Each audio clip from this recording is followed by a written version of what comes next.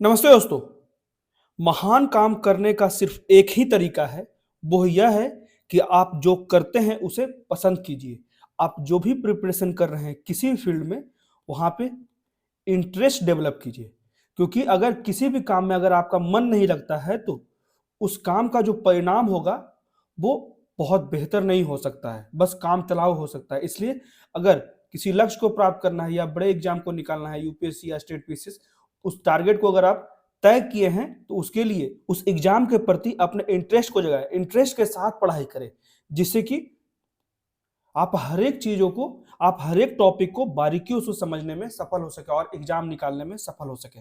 इसी के साथ आज का हम लोग डिस्कशन शुरू कर लेते हैं। आज का डेट है 4 अप्रैल 2024 और अभी हम डिस्कस करेंगे द हिंदू के कुछ इंपॉर्टेंट आर्टिकल्स हिंदी में। तो पहला आर्टिकल हम लोग डिस्कस करेंगे, भारत में बहुत बड़ी मात्रा में जो है फेक मेडिसिन का प्रोडक्शन हो रहा है। उसी के रोकथाम के लिए अभी बात की जा रही है कि मेडिसिन के क्षेत्र में होलोग्राम और ब्लॉकचेन को लाया जाए, जिससे कि हम लोग फेक ड्रग के प्रसार को भारत में रोकने में सफल हो सके। तो इसी फेक ड्रग को रोकने के लिए जो है मैनकाइंड फार्मा लिमिटेड के द्वारा कुछ सुझाव दिए जा रहे हैं, जिससे कि बाजार में नकली दवाओं की बिक्री को रोकने में हम लोग सफल हो सके। जिसमें मुख्यतः जो है वो होलोग्राम और ब्लॉकचेन तकनीक को लाए जाने की बात की जा रही है। हम लोग विस्तार से इस आर्टिकल में पढ़ लेंगे कि कितने जो महत्वपूर्ण जो मेडिसिन है जो आम बीमारियों के लिए उपयोग होते हैं, उसकी भी बड़ी मात्रा में जो है फेक मेडिसिन बनाई जा रही है भारत में। डब्ल्यूएचओ की रिपोर्ट में कहा गया है ऑलरेडी कि लगभग दुनिया भर में 10.5% मेडिसिन जो है वो फेक या फिर घटिया है। तो इन गंभीर खतरों से निपटने के लिए क्या क्या करना चाहिए, जैसे कि फार्मा उद्योगों और सरकार को एकजुट होना चाहिए, हाथ मिलाना चाहिए। उसके बाद दवा परीक्षण प्रयोगशालाओं को अंतर्राष्ट्रीय मानक उपकरणों से सुसज्जित करना चाहिए और निरंतर जो सर्वेक्षण किए जाते हैं, सर्वेक्षणों को नकली दवाओं की गतिविधियों पर नजर रखना चाहिए। नकली दवा निर्माताओं के लिए सख्त कानून बनाए जाना चाहिए और आम लोगों और मरीजों को नकली दवा पहचानने के लिए जो है जागरूक करने की आवश्यकता है। तो इस आर्टिकल को हम लोग विस्तार से पढ़ लेंगे, ठीक है। उसके बाद अगला आर्टिकल जो है systems science for a better future, बेहतर भविष्य के लिए सिस्टम साइंस की आवश्यकता है। यहाँ पे भी हाल में ही जो सर्वे किया गया था उसमें पाया गया कि भारत के जनता के द्वारा लगभग 85% जनता जो है तानाशाह सरकार को पसंद कर रही है, ऑथोरिटेरियन रूलर्स को पसंद कर रही है। वहीं और जो विभिन्न देश हैं, खासकर साउथ एशिया में, चाहे वो इंडोनेशिया हो, तो इंडोनेशिया के 77% लोग जो है वो तानाशाह रूलिंग को पसंद कर रहे हैं, ठीक है। और इस सर्वेक्षण में चीन और रूस को शामिल नहीं किया गया। यही बात यहाँ पे कहा जा रहा है कि लगातार पूंजीवाद की विचारधारा लगातार वैश्विक स्तर पर बढ़ती जा रही है, ठीक है, जो कहीं ना कहीं लोकतांत्रिक देशों के नागरिकों का अपनी सरकार की आर्थिक नीतियों पर भरोसा को कम करता जा रहा है। इससे बहुत बड़ा गैप उत्पन्न होता जा रहा है। अमीर जो लोग हैं और अमीर होते जा रहे हैं और गरीब जो लोग हैं और गरीब होते जा रहे हैं।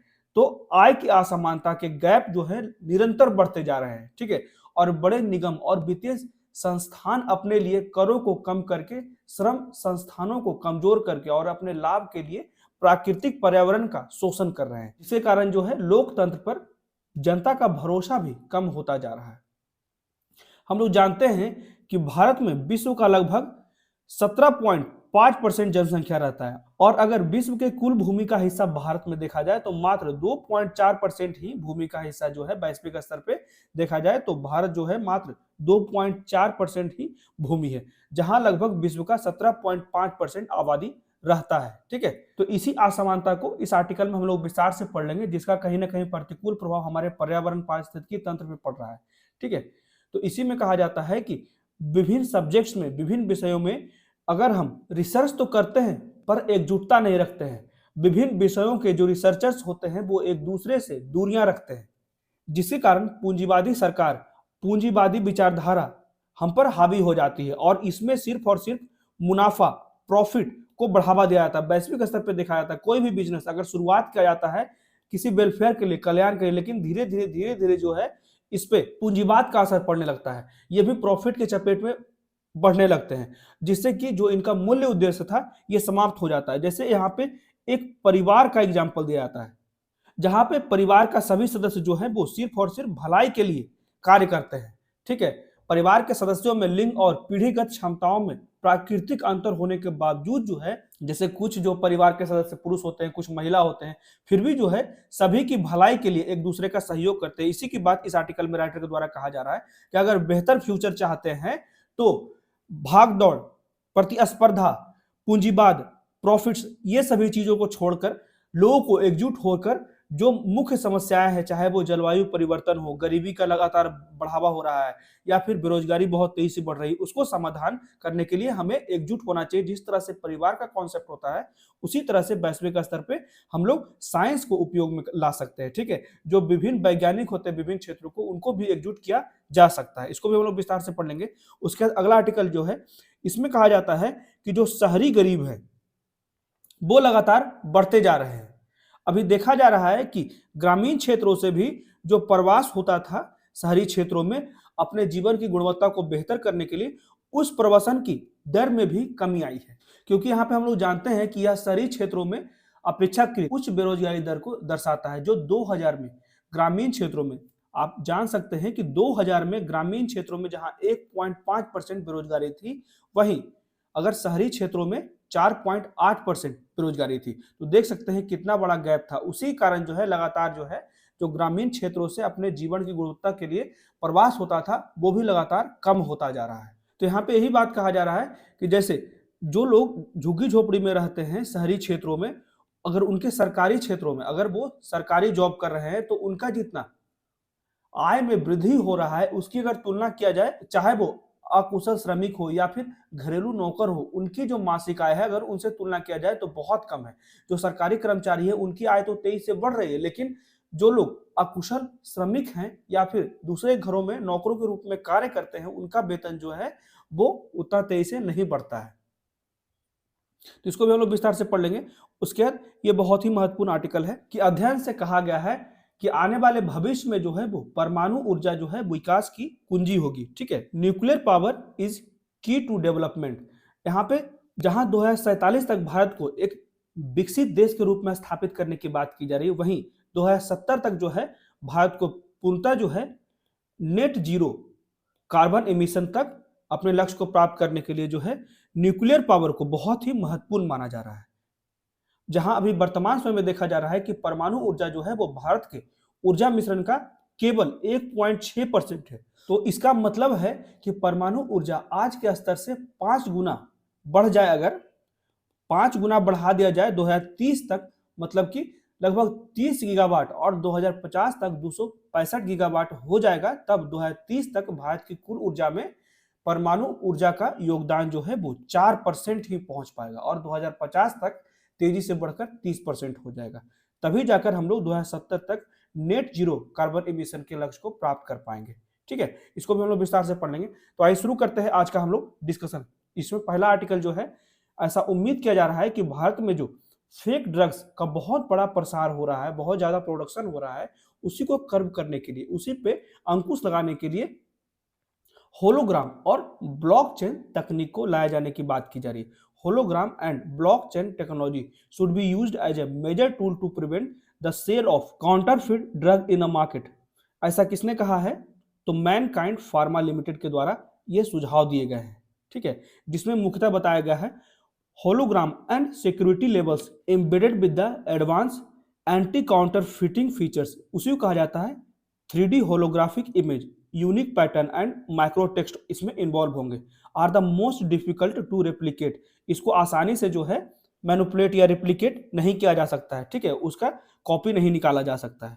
इसी में आगे कहा जाता है, उसी तरह से ब्लॉकचेन की अगर बात करें तो blockchain improve traceability via end to end tracking of shipment. ठीक है, जहां से प्रोड्यूसर से निकला शिपमेंट और कंज्यूमर तक पहुंचा, तो एंड टू एंड हम लोग ट्रैक कर पाएंगे शिपमेंट को, जिससे कि बीच में उसका कोई भी फेक वर्जन ना बनाया जा सके। ठीक है, तो उसी की बात इसमें विस्तार से हम लोग ध्यान से देख लेते हैं। ठीक है, तो मैनकाइंड फार्मा लिमिटेड के द्वारा ही ये सुझाव दिया गया है कि बाजार में नकली दवाओं की बिक्री को रोकने के लिए होलोग्राम और ब्लॉकचेन तकनीक को ही प्रमुख उपकरण के रूप में इस्तेमाल किया जाना चाहिए। ठीक है, जिसमें अगर होलोग्राम की बात की जाए तो इसमें 3D होलोग्राफी छवि को लाया जाएगा, और ब्लॉकचेन शिपमेंट की बात की जाए तो यहाँ पे एंड टू एंड ट्रैकिंग के माध्यम से हम लोग अपने शिपमेंट को सही तरीके से ट्रैक कर पाएंगे। एग्जाम्पल्स में देख सकते हैं, जैसे ये सारे हॉलमार्क की तरह होंगे, ठीक है।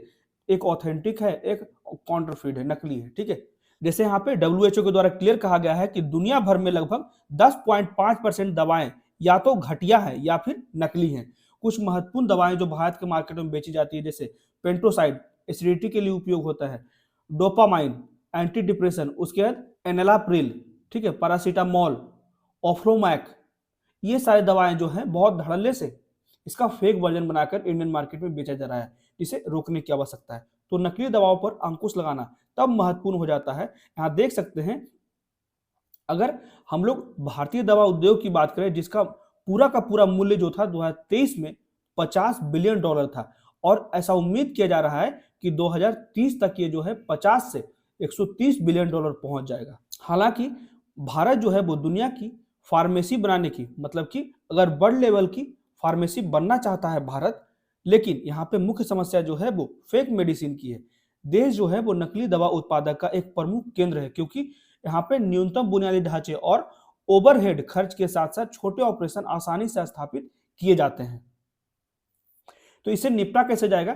तो फार्मा और सरकार को एकजुट होकर इस गंभीर समस्या से निपटने की आवश्यकता है। उसके बाद जितने भी मेडिसिन को अप्रूवल मिलते हैं, दवा परीक्षण प्रयोगशालाओं को अंतर्राष्ट्रीय मानक उपकरणों से सुसज्जित किया जाना चाहिए, ठीक है। उसके बाद सर्वेक्षण को नकली दवाओं की गतिविधियों पर नजर रखना चाहिए, लगातार ट्रैक करना चाहिए, ठीक है। उसके बाद नकली दवा निर्माताओं के लिए सख्त दायित्व लागू करना चाहिए और एक निवारक के रूप में कार्य करना चाहिए। आम लोगों और मरीजों को नकली दवाओं को पहचानने के लिए जागरूक करना चाहिए, ठीक है। इसी में आगे कहा जाता है कि फार्मा कंपनियों को सुरक्षित, विशिष्ट और कॉपी करने में मुश्किल पैकेजिंग में निवेश करना चाहिए और नकली सामान को चुनौतीपूर्ण बनाने के लिए इसे समय समय पर बदलता रहना चाहिए, जैसे हम लोग पासवर्ड बदलते हैं, ठीक है। उसी तरह से उन्होंने कहा कि QR कोड, हॉलमार्क और सुरक्षा लेवल जैसे छेड़छाड़ रोधी तत्व भी उत्पादों को प्रमाणिकता को सत्यापित करने में मदद करेंगे, ठीक है। QR कोड की भी बात की जा रही है। तो ब्रांड मालिकों को जालसाजों से एक कदम आगे रहने के लिए नवीन पैकेजिंग, लेबलिंग और नए जमाने की सुरक्षा सुविधाओं में निवेश करने की जिम्मेदारी उठानी चाहिए, जिससे कि हम लोग भारत में फेक मेडिसिन के प्रसार को रोकने में सफल हो पाए। उसके बाद अगला आर्टिकल जो है कि साइंस का एक बहुत बड़ा भूमिका हो सकता है बेहतर फ्यूचर के लिए। यहाँ पे क्लियर कहा जा रहा है कि लगातार देखा जा रहा है, फ्यू रिसर्च सेंटर के एक सर्वे में पाया गया है कि भारत के लगभग 85% लोग जो हैं अभी वर्तमान के जो तानाशाह की ओर सरकार जा रहा है, ऑथोरिटेरियन रूलर्स, उसको पसंद कर रहे हैं। उसी तरह से अगर साउथ एशिया में बात करें तो इंडोनेशिया हो गया, साउथ अफ्रीका हो गया, ठीक है, साउथ अफ्रीका की बात की जा रही, ब्राजील की बात की जा रही, तो यहाँ पे लोग जो है वो तानाशाह को ज्यादा पसंद कर रहे हैं। तो क्या कारण है? इससे कारण जो है जितने भी लोकतांत्रिक देश हैं वो अपने लोकतंत्र मूल्यों को खोता जा रहा है। उसी तरह से वहां पे जो लोकतांत्रिक देश हैं तो लोकतंत्र में उन देश के नागरिकों का विश्वास जो है वो कम होता जा रहा है। तो इससे सावधान होने की आवश्यकता है, ठीक है, जिसके कारण यहाँ पे पूंजीवाद बढ़ता जा रहा है। यही बात यहाँ पे कहा जा रहा है कि साइंस ऑफ सिस्टम, विभिन्न विषयों में, विभिन्न सब्जेक्ट्स में जो लोग साइंस में रिसर्च करते हैं लेकिन वो एक दूसरे से दूरियां बना के रखते हैं। यहाँ पे क्लियर कहा जा रहा है, all sciences, social, medicinal and natural are fermented with a narrow sense, मतलब कि बहुत ही छोटे गैप से कारण फिर भी जो है ये सभी रिसर्चर जो होते हैं, जो विभिन्न सब्जेक्ट्स के होते हैं, वो एक दूसरे से दूरी रखते हैं। एकजुटता नहीं रहने के कारण जो है इनका फायदा जो है वो पूंजीवाद उठाता है। वहां पे प्रॉफिट्स लेने वाली कंपनियां उठाती है। वो सिर्फ और सिर्फ कंपटीशन और प्रॉफिट्स के बारे में सोचते हैं, ज्यादा से ज्यादा धन कमाने के बारे में सोचते हैं, जिसके कारण जो है जो मुख्य मूल्य जो है लोकतंत्र का वो प्रभावित होता जा रहा है। उसी की बात यहाँ पे की जा रही है, देख सकते हैं। लगभग भारत के 85% लोग जो हैं वो सत्तावादी शासकों, ऑथोरिटेरियन रूल्स को पसंद कर रहे हैं। प्यू रिसर्च सेंटर ने 2023 की रिपोर्ट में ऐसा पाया है, ठीक है। और इस सर्वे में चीन और रूस जो थे भाग नहीं लिए थे, उनको शामिल नहीं किया गया था। तो यही बात, ट्रस्ट इशू की यहाँ पे समस्या आ रही है, ठीक है।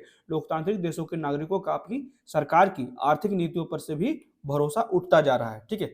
तो भारत में क्या बात की जा रही है? तो वैश्विक स्तर पर जहां बात की जाए तो भारत में जो है लगभग 17.5% जनसंख्या रहती है और विश्व की केवल जो है 2.4% भूमि पर जो है 17.5% जनसंख्या रहती है। इसी के लिए 2014 में भारत वैश्विक पर्यावरण प्रदर्शन सूचकांक में देख सकते हैं 2014 में क्या स्थिति थी, 178 देशों में भारत का स्थान 155वां था।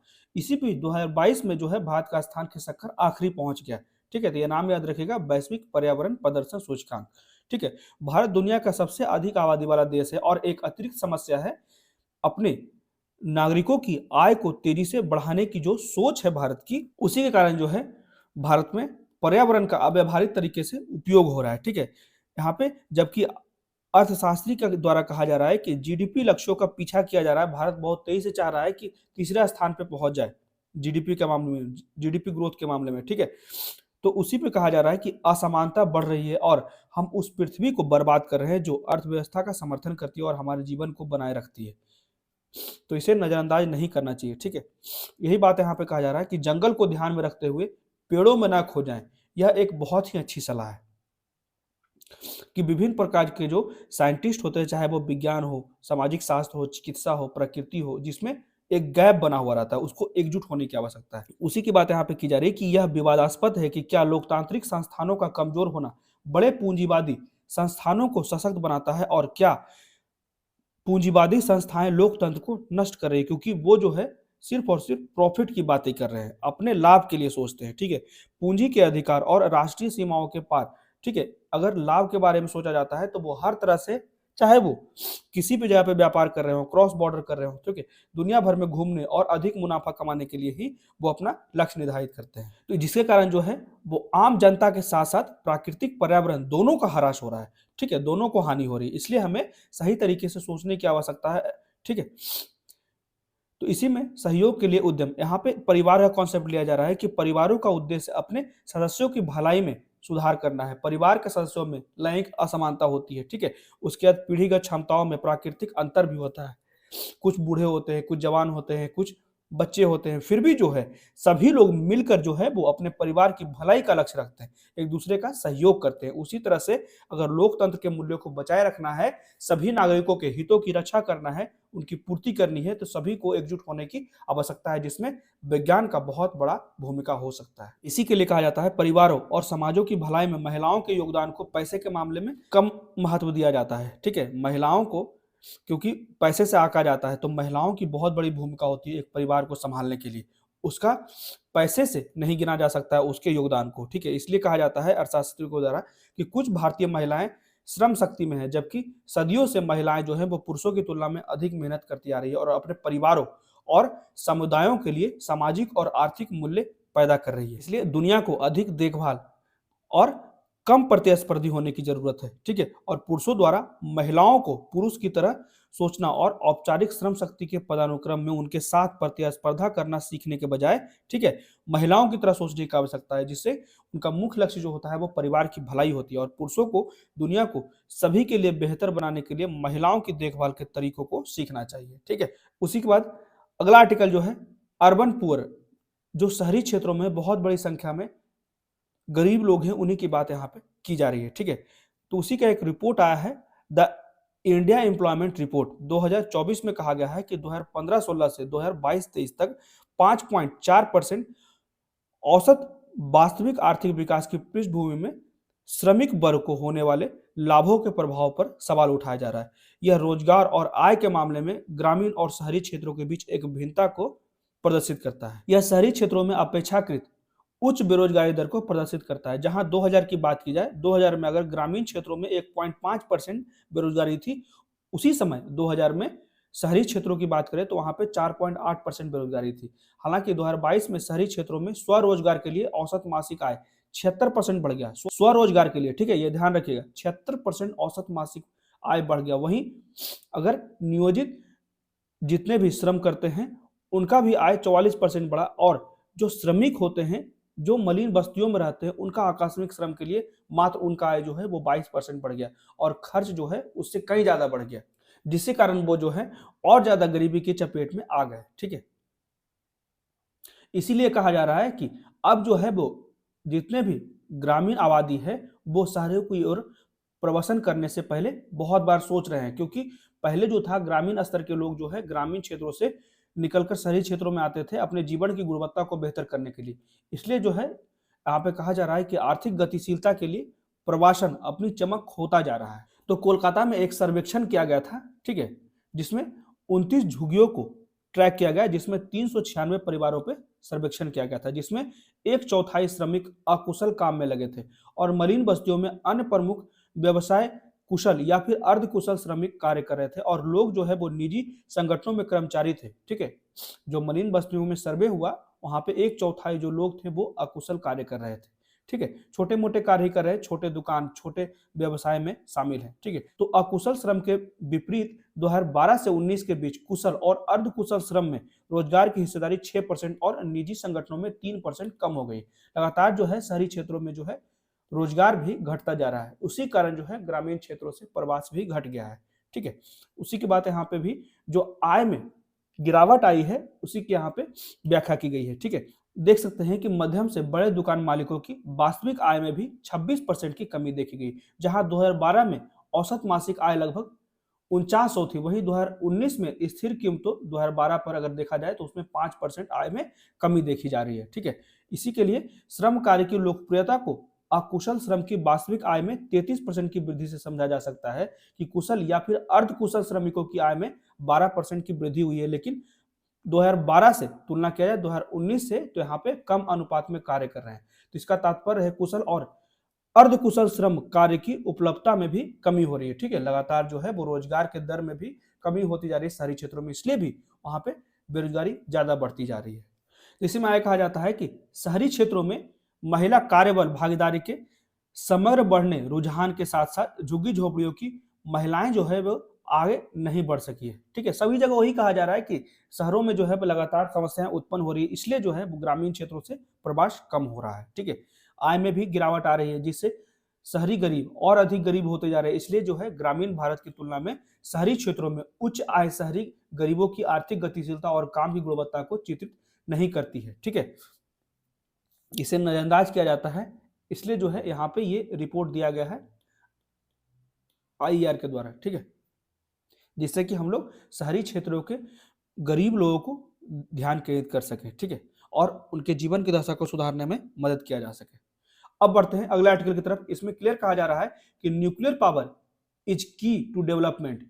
ऐसा विभिन्न अध्ययनों से पाया गया है कि जो परमाणु ऊर्जा है वो आने वाले समय में हमारे डेवलपमेंट के लिए बहुत महत्वपूर्ण हो सकता है। जैसे कि भारतीय प्रबंधन संस्थान IIM अहमदाबाद के कुछ शिक्षाविदों द्वारा एक अध्ययन में पाया गया है कि भारत को 2047 तक अपने आप को डेवलप्ड कंट्री के रूप में स्थापित करना है और 2070 तक नेट जीरो कार्बन एमिशन के लक्ष्य को प्राप्त करना है। ठीक है, तो ये दोनों कैसे हो सकता है? इसे परमाणु ऊर्जा में निवेश को एक महत्वपूर्ण भूमिका के रूप में प्राथमिकता देनी चाहिए, ऐसा कहा जा रहा है IIM के कुछ महत्वपूर्ण प्रोफेसर के द्वारा। और जो परमाणु ऊर्जा है, न्यूक्लियर पावर है, उसे संबंधित बुनियादी ढांचे को और बेहतर करना चाहिए। ठीक है, उसी की बात यहाँ पे की जा रही है कि वर्तमान में परमाणु ऊर्जा जो है वो भारत के ऊर्जा मिश्रण का केवल 1.6% ही है। उसे और तेजी से बढ़ाने की आवश्यकता, अगर हम लोग 2047 तक डेवलप होना चाहते हैं या 2070 तक नेट जीरो कार्बन एमिशन के लक्ष्य को प्राप्त करना चाहते हैं। तो लगातार प्रयास किया जा रहा है कि हम लोग न्यूक्लियर पावर पर जोर दें। रिपोर्ट में कई सिनारियोज, कई परिदृश्यों की परिकल्पना की गई है। ये उच्च, मध्यम और निम्न आर्थिक विकास सिनारियो है, और एक सिनारियो जहां की परमाणु ऊर्जा पर ज्यादा जोर दिया जा रहा है। दूसरे में जो फॉसिल फ्यूल्स होते हैं, जीवाश्म ईंधन के उपयोग के विस्तार के साथ साथ कार्बन कैप्चर और जो कार्बन इमिशन होते हैं उसको सही तरीके से भंडारण को नियोजित करने पर भी जोर दिया जा रहा है। उसी में एक सिनारियो में कहा जा रहा है जिसमें नवीकरणीय ऊर्जा, सौर ऊर्जा हो गया, पवन ऊर्जा हो गया, ठीक है, हाइड्रो पावर हो गया, उस पर ज्यादा जोर देने की बात की जा रही है। और अंत में एक ऐसा परिदृश्य लाया जाए जिससे कि हम लोग जो रिन्यूएबल एनर्जी है सभी को एक साथ मिलाया सकें। ठीक है, जैसे कि 500 गीगावाट का जो हम लोग लक्ष्य रखे हैं 2030 तक, उसकी पूर्ति हो सकती है। तो 2070 तक शुद्ध शून्य उत्सर्जन के आदर्श परिदृश्य पर पहुंचने के लिए 2030 और 2050 तक ऊर्जा के विभिन्न स्रोतों के किस अनुपात की आवश्यकता है, उसकी भी चर्चा की जा रही है कि भारत की आबादी के पश्चिमी यूरोपीय देशों की तरह मानव विकास सूचकांक प्राप्त करने और ऊर्जा तक पहुंच की कीमत कम होने के परिदृश्यों से और भी अधिक स्पष्ट हो जाता है। ठीक है, यहाँ पे क्लियर कहा जा रहा है 2030 तक भारत की कुल ऊर्जा में परमाणु ऊर्जा का योगदान 4% हो जाएगा।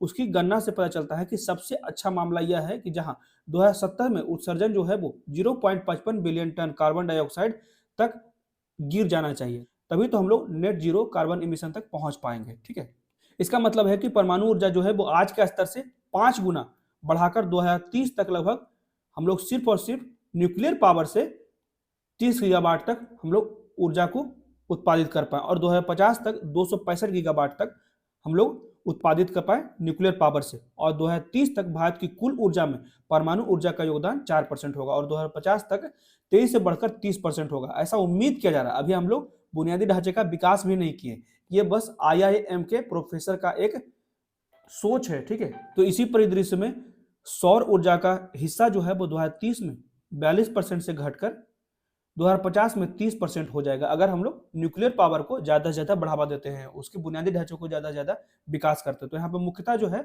अगर हम लोग न्यूक्लियर पावर को बढ़ावा देने की बात करें तो यूरेनियम की उपलब्धता को भी सुनिश्चित करने की बात होनी चाहिए, क्योंकि यूरेनियम जो है वो न्यूक्लियर पावर के लिए सबसे महत्वपूर्ण फ्यूल है, ईंधन है, ठीक है।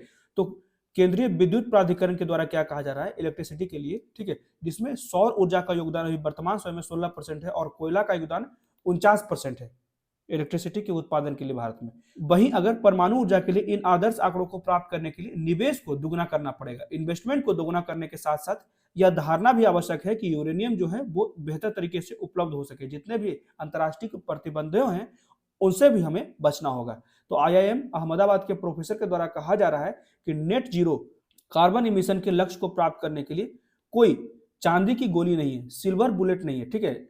नेट जीरो कार्बन इमिशन का जो लक्ष्य है 2070 तक, ये बहुत ही कठिन है, डिफिकल्ट है, लेकिन इसके लिए जो है अचानक से क्विक सॉल्यूशन हमें नहीं प्राप्त हो सकता। इसके लिए एक योजनाबद्ध प्लानिंग करनी होगी, ठीक है। उसके बाद ही हम लोग 2070 तक लक्ष्य को प्राप्त कर पाएंगे। इसमें बहुत सी चीज जैसे रिन्यूएबल एनर्जी के विभिन्न सोर्सेज जो हैं, चाहे वो सोलर हो या फिर विंड एनर्जी हो या फिर हाइड्रो पावर्स हो या फिर न्यूक्लियर पावर हो, सभी के बुनियादी ढांचों को एक तरीके से स्थापित करना होगा, तभी जाकर हम लोग कार्बन इमिशन को कम कर पाएंगे और 2070 तक जो है वो हम लोग नेट जीरो कार्बन इमिशन के लक्ष्य को प्राप्त कर पाएंगे, ठीक है। तो इतना आसान नहीं है, इसलिए इसको कहा जाता है कि ये सिल्वर बुलेट नहीं है। तो भारत की ऊर्जा टोकरी में सह अस्तित्व के लिए असंख्य तकनीकी की आवश्यकता है, ठीक है, बहुत ज्यादा टेक्नोलॉजी की आवश्यकता है। यहाँ पे इन्वेस्टमेंट की भी बात की जा रही है कि लगभग जो है 150 से 200 लाख करोड़ रुपए की आवश्यकता है, अगर हम लोग 2020 से 2070 तक, जो 2047 में हम लोग डेवलप्ड कंट्री के रूप में बनना चाहते हैं और 2070 तक नेट जीरो कार्बन इमिशन तक पहुंचना चाहते हैं, तो हमें लगभग 150 से 200 लाख करोड़ की आवश्यकता है, ठीक है। अब देख लेते हैं कुछ महत्वपूर्ण क्वेश्चन जो कि करंट अफेयर से रिलेटेड है। तो यहाँ पे पहला क्वेश्चन है, निम्नलिखित जोड़ियों पर विचार करें, ठीक है, जिसमें जीआई टैग, अभी हाल ही में मैं बताया था कि एक साथ जो है 60 से अधिक जीआई टैग दिए गए हैं सरकार के द्वारा, ठीक है। तो उसी समय कुछ क्वेश्चंस हैं जो जीआई टैग से संबंधित है। तो पहला जो है वो अश्रीकांडी टेराकोटा शिल्प किस राज्य से संबंधित है, केरल। या फिर दूसरा जो है वो पानी मेटेका शिल्प, ये असम। सारथेवारू धातु शिल्प उड़ीसा। जापी सिक्किम। तो कितने जो हैं जोड़े वो सही सुमेलित हैं, तो इसमें सिर्फ और सिर्फ एक ही जोड़ा है वो सही सुमेलित है। जैसे कि सिर्फ और सिर्फ जो है दूसरा स्टेटमेंट ही सही है, पानी मेटका शिल्प जो है वो आसाम में है, ठीक है। तो ये ध्यान रखिएगा, जापी किसे कहते हैं, तो जापी जो होता है वो बांस की टोपी होती है। तो ये सभी जो स्टेटमेंट है, ये सभी जीआई टैग जो है वो असम को ही दिए गए हैं, ठीक है, असम राज्य का ही ये सभी है, ठीक है, ये ध्यान रखिएगा। उसके बाद अगला क्वेश्चन है, ये भी जीआई टैग से ही संबंधित है, जैसे पचरा रिगनाई असम, माताबारी पेड़ा त्रिपुरा, लिरनाई पाटरी मेघालय, चुबीची नागालैंड। तो कितने जो है जोड़े सही सुमेलित हैं, तो इसमें सिर्फ और सिर्फ दो जोड़े जो हैं वो सही सुमेलित है। ये दोनों जो है 2 और 3 ये दोनों सही है, ठीक है, ये ध्यान रखिएगा। और पहला और चौथा जो है वो गलत है, क्योंकि ये जो होगा पचरा रिगनाई त्रिपुरा, ठीक है, ये ध्यान रखिएगा। और चुबीची जो होगा वो होगा मेघालय। क्लियर हो गया। इसका लिस्ट मैं दे दूंगा अपने टेलीग्राम के चैनल पे, ये ध्यान रखिएगा। उसके बाद अगला क्वेश्चन है, कौन सा तत्व अपनी अस्थिर परमाणु संरचना के कारण आमतौर पर परमाणु घड़ियों, तो ये जो हो जाएगा सीजियम, ये ध्यान रखिएगा सीजियम, ठीक है।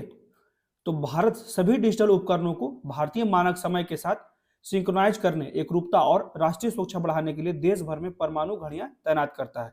तो सीजियम जो है वो परमाणु घड़ियों का व्यापक रूप से उपयोग किया जाता है, क्योंकि सीजियम परमाणुओं में विशेष रूप से अस्थिर परमाणु संरचना होती है जो उन्हें समय निर्धारण के उद्देश्य के लिए विश्वसनीय बनाती है। उसके बाद अगला क्वेश्चन है, आइटम्स फॉर नेट जीरो, ये एक पहल है, ये किसके द्वारा लाई गई है? तो ये जो है वो अंतर्राष्ट्रीय परमाणु ऊर्जा एजेंसी के द्वारा लाया गया है।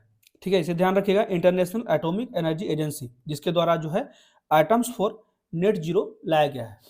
तो ब्रुसेल्स, ये नाम याद रखिएगा, ब्रुसेल्स में हाल ही में शुरू हुए परमाणु ऊर्जा शिखर सम्मेलन में 30 से अधिक देशों ने भाग लिया।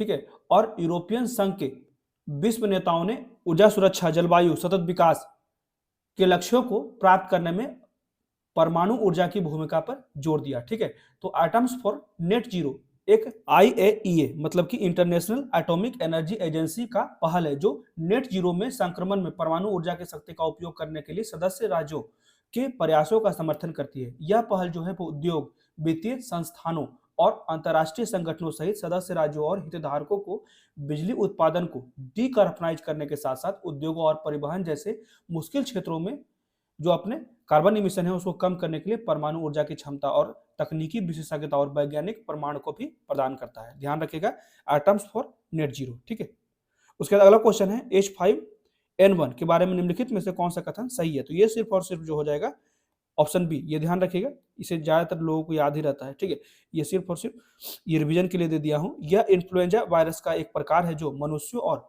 पक्षियों को संक्रमित करता है। उसके बाद अगला क्वेश्चन है, ये भी बहुत ही आसान क्वेश्चन है, क्योंकि इसके बारे में हम लोग ऑलरेडी जो है कल इसका लोकेशन डिस्कस कर चुके हैं।